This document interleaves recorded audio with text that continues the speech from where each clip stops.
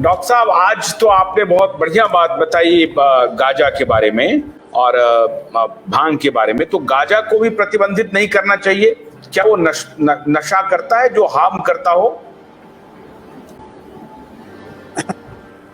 मैं तो ये बोलता हूँ प्रतिबंधित नहीं करना चाहिए, उसे रेगुलेट करना चाहिए। इतने सारे जिसके मेडिकल एप्लीकेशंस हैं, इतने सारे, और ये मैंने जो डिजीजेस बताए उसमें से 3-4 तो जानलेवा बीमारियां हैं, and person needs this type of treatment at the end toward the end of his life.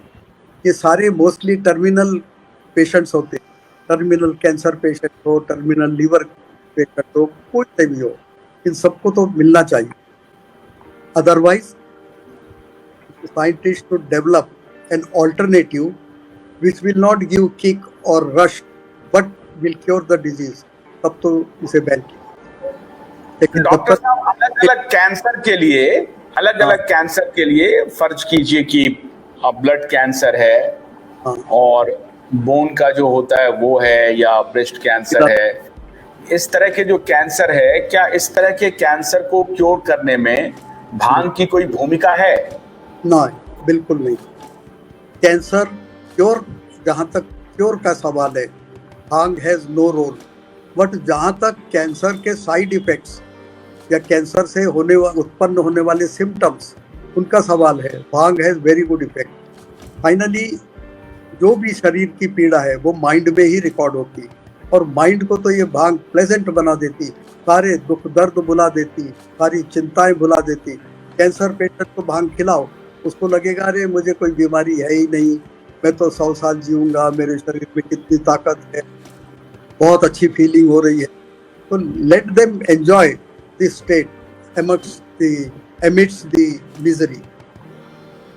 भांग का जो प्राइमरी काम है वो सिर्फ यही है कि दिमाग को भ्रमित करना या दिमाग को आनंद की अनुभूति कराना।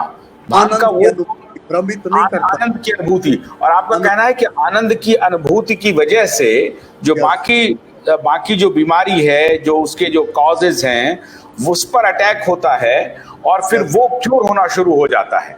जैसे आप ये कह सकते हैं कि किसी कैंसर पेशेंट को अगर वो चिंतित हो जाए कि मुझे कैंसर हो गया और मैं नहीं बचूंगा, तो फिर नेगेटिव पूरा वो चार्ज होता है और बॉडी उसका और ज्यादा प्रभावित हो जाता है उस बीमारी से। और यहाँ पर अगर आप आनंद की अनुभूति कहते हैं तो वो भूलता है और फिर हो सकता है कि बॉडी रिजुवेनेट कर ले खुद को। क्या यही सिर्फ काम है भांग का, या इसके अलावा भी कोई और मेडिकल इसका लाभ है? और इसका वर्ल्ड रिनोन्ड एप्लीकेशन है, reducing the pain and removing the ill feeling about the pain. Again वो माइंड से ही रिलेटेड है, पर ये पेन को कम कर देता है। दो अलग चीजें, माइंड को प्लेजेंट बना देना, जैसे किसी व्यक्ति को उसकी मनपसंद सारी चीजें मिल जाए, वो अति प्रसन्न हो जाएगा, लेकिन एट द सेम टाइम उसके बॉडी में फोड़ा हुआ है और वो पेन कर रहा है, तो भांग उस पेन को नहीं, पेन को भी दबा देगी, पेन को भी रिड्यूस कर देगी। अच्छा, भांग बस सिर्फ पेन रिड्यूस का काम कर सकती है, तो एक प्रकार से पेन किलर की भूमिका निभा देगा भांग निभा देगा, लेकिन उसकी भी एक लिमिट है। Morphine is the best, pethidine वो भी अच्छी, लेकिन मॉर्फिन भी एक लिमिट तक पेन रिड्यूस करती। कई जो बोन कैंसर के पेशेंट्स होते हैं उनकी 210 हड्डियां हैं। सोच लीजिए अगर मेटास्टेसिस स्टेट में आ जाए, माने most of the bones are involved in cancer, तो कहाँ रिड्यूस कराओगे? तो उधर मॉर्फिन भी फेल होता है, तब वाकई में कोई उपाय नहीं बचता। अब नस काटना है, मेरे पैर की हड्डी भी कैंसरस है, वो भी पेन ये कर रही, ले जाके संदेश दे रही माइंड को, हाथ की भी हड्डी दे रही, पसलियां दे रही, गर्दन दे रही, तो क्या करेगा माइंड? कितनी नसें काटेगा डॉक्टर? तो ऐसे मेरे पास एक प्रिया मिश्रा करके हैं लेडी, मैंने उनका काफी सुना, वो यूट्यूब पर काफी एक्टिव थी। उन्होंने अपना एक्सपीरियंस बताया कि उनको ट्यूबरकुलोसिस हुआ और ये गले में, और वो almost she was on the verge of death, और उसके बाद उन्होंने इसका सेवन करना शुरू किया, भांग का, और वो क्योर हो गई। क्या ट्यूबरकुलोसिस में भी ये बहुत फायदेमंद होता है? लेकिन आपने तो कहा सिर्फ ये दिमाग को अनुभूति मैं देता है कि मैं क्या मैं क्या वहां पे जाकर के कुछ करता है, जहां जिस जगह पर ट्यूबरक्लोसिस है, एग्जैक्ट उस जगह पे जाकर के भी कुछ रेमेडी करता है क्या? मैं इसका उत्तर जब गोमूत्र का विषय आएगा कभी तो बहुत बढ़िया दे सकूंगा कि व्हाट एग्जैक्टली प्लेज। भांग खाया, माइंड आराम में आनंद की स्थिति में आ गया, लेकिन ट्यूबरक्लोसिस को किसने दूर किया? तो ये जब कभी अपना सेशन गोमूत्र पे उसके गोमूत्र पे सेशन है ना आज वर्मा जी? अच्छा अभी है। हाँ, ठीक है। गोमूत्र और भांग दोनों के खिलाफ क्यों दुष्प्रचार हो रहा है, जो अच्छा, अभी एक अच्छा। रिसर्च आई थी, तो पाठक जी कृपया करके उस विषय को भी आप उठाएं। अब मैं सोच रहा था कि मैं 2 दिन में इस शो को करूं और कल मैं गोमूत्र के विषय को लूं। कल थोड़ा सा और ये जो इनकी जो टेक्निकल जो प्रॉब्लम्स हो रही हैं आज, वो थोड़ा कल दुरुस्त हो जाएगा। तो ये अच्छा, दोनों दिन भी हम हमारे दर्शक इस बीच में हाँ, आप अगर कुछ पूछना चाहते हैं तो हाँ, पूछ लें। मैं कहना चाहता हूँ कि मेरे को रेगुलर पेशेंट्स होते हैं। वो पेशेंट्स ऐसे नहीं है कि जहाँ मैं रहता हूँ उसी शहर के हों, out of state, out of country, और मेरे को दवा बना करके भेजनी पड़ती। Most of them are arthritis patients और कैंसर पेशेंट्स। तो मैं हर रोज इतना समय नहीं दे पाऊंगा। आज सेटअप रेडी है। अगर ये सेटअप रिक्वायर्ड ये रिजल्ट दे रहा है, माने आवाज ठीक है, तो हम बात कर सकते हैं। आज बात कर सकते हैं। वीरेंद्र जी, आप गोमूत्र के बारे में कुछ सवाल पूछिए सर से। वर्मा जी, ये अभी पिछले कुछ 4-5 दिनों से एक IVRI करके एक संस्था है जो है इंडियन वेटनरी रिसर्च इंस्टीट्यूट, उसने जो ICR के अंडर काम करता है, उन्होंने एक रिपोर्ट ये दी है कि ताज़ा गोमूत्र में जो है ये आपका बैक्टीरिया हार्मफुल होते हैं, जिसको पीने से गोमूत्र जो है वो नुकसान कर सकता है। हालांकि उन्होंने यहाँ तक भी कहा है कि जो भैंस का जो मूत्र है वो ज़्यादा लाभदायक है, और जो अर्क है डिस्टिलेशन प्रोसेस से बनता है जो वो अर्क जो है वो लाभदायक है। तो कहीं ना कहीं ये मुझे व्यक्तिगत रूप से लगता है कि ये कहीं आगे चलकर बड़ी कंपनियों को अर्क का लाइसेंस देकर बेचने की तैयारी भी हो सकती है, गोमूत्र को बदनाम करके। तो आपका इस विषय में क्या मानना है कि भैंस के गोमूत्र को सही बताकर गोमूत्र को खराब बताना, ये क्या षड्यंत्र हो सकता है? मुझे तो दया आ रही प्रश्नकर्ता पर। वो पहले तो ये बताए, मैं आपको बता दूंगा कहाँ से वो बैक्टीरिया आ गए, पर जी पहले इसने ये क्वेश्चंस उठाया, उनको ये पूछिए कि जिस गोमूत्र में 10-12 या कितने आपने बताया बैक्टीरिया होते हैं पर ml। जी हाँ जी जी। तो वो गोमूत्र में अगर बैक्टीरिया है तो गोमूत्र आया कहाँ से? तो ब्लड में। इसका मतलब ब्लड में काफ़ी ज़्यादा होनी चाहिए। ब्लड कहाँ से आया? टिश्यू से। तो टिश्यूज़ में और ज़्यादा होने चाहिए।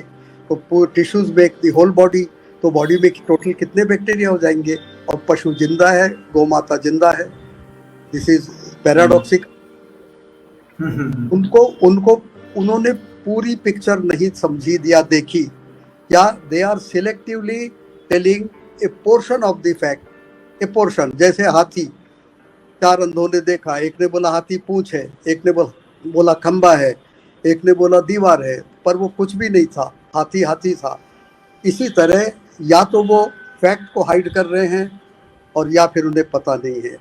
वीरेंद्र भाई, जहाँ से गोमूत्र निकलता है वो एरिया बैक्टीरिया लोगों का फीस्ट का स्थान है। उधर पे बैक्टीरिया को सब चीज़ें मिल जाती, और वो बैक्टीरिया जब गोमूत्र गिरता है तो उसमें एनवेलप होके, इनकॉर्पोरेट होके वो गोमूत्र में आते हैं।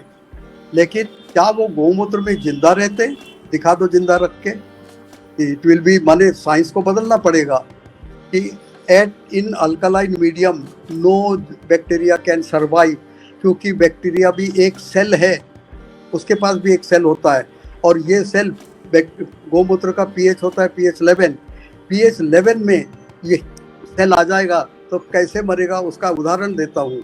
आप कभी सोडियम हाइड्रोक्साइड, जिसे अल्कली बोलते, उसमें हाथ तो डाल दीजिए, चमड़ी निकल आएगी, बचेगा नहीं। उसका भी pH अराउंड 11 के ऊपर होता है। तो अल्कलाइन मीडिया में कोई भी बॉडी का सेल जिंदा नहीं बच सकता, हमारी बॉडी का हो या बैक्टीरिया की बॉडी का हो या किसी भी जानवर की बॉडी का हो।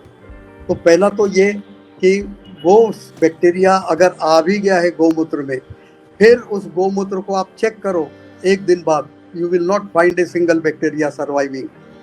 If it survive we will have to redefine the whole science, और जो होगा नहीं, माने असंभव है।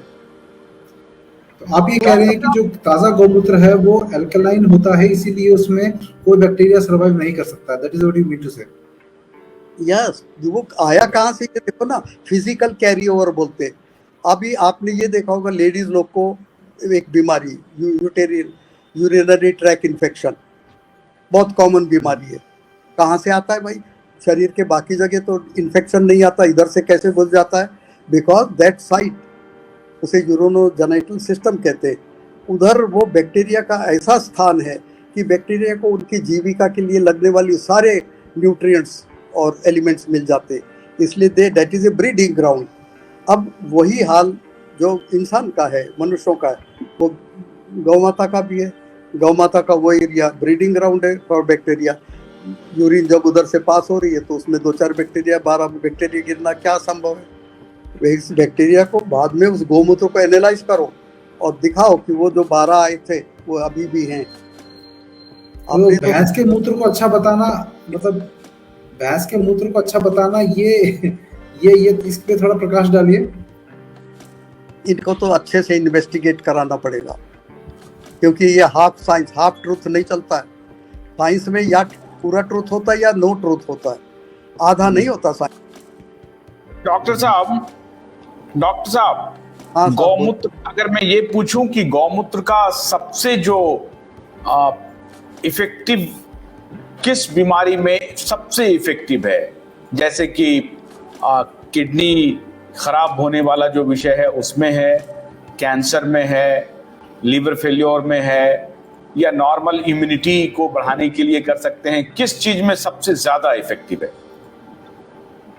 गौमूत्र को पहले हम थोड़ा सा डिस्कस कर ले तो फिर इस आंसर को बहुत अच्छे से बता भी सकते हैं और ऑडियंस भी अच्छे से समझ जाएगी। जी देखिए, मनुष्य को जीवित रहने के लिए 18 मैक्रो एलिमेंट्स, मेजर एलिमेंट्स और 6 माइनर एलिमेंट्स लगते हैं। और जब तक ये ना हो, जैसे एग्जांपल जिंक ट्रेस अमाउंट का एलिमेंट है, जिंक अगर निकाल दो बॉडी से तो वो जो पुरुष है बहुत वीर्यवान और बलवान, जीरो हो जाएगा। कॉपर निकाल दो लेडीज के इसमें से, वो भी ट्रेस अमाउंट में ही रहता है, ज़्यादा नहीं है बॉडी में कॉपर, 1 मिलीग्राम भी होगा कि नहीं डाउटफुल है, लेकिन वो कॉपर पूरी स्त्री को स्त्री रखता है। तो इस तरह जो 18 major elements and 6 minor elements, इसके अलावा भी कुछ एलिमेंट्स होते, वो सारे के सारे गौमूत्र में हैं। और किस प्रोपोर्शन में हैं? वो प्रोपोर्शन जो मनुष्य की बॉडी को राइट है, उपयोगी है। अब होता क्या है, अगर किसी का